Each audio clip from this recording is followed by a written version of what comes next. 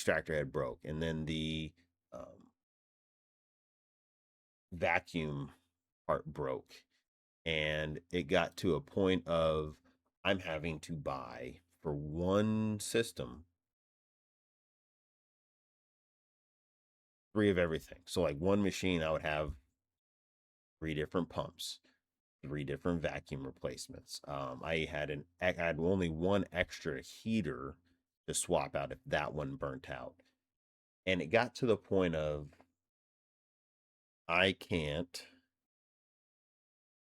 keep doing this. And especially ordering pumps from Alaska. That's where it's hard for me here, is I don't live near a pump store. I don't have a pump store for replacements as easy as somebody else might. I don't have easy access to new heater parts replacements. So it was very expensive replacements and then very long wait times. I had to like wait 10 days for a pump to get here. 7 days for a vacuum to get here, vacuum motor to get here. So swapping to this was a no-brainer.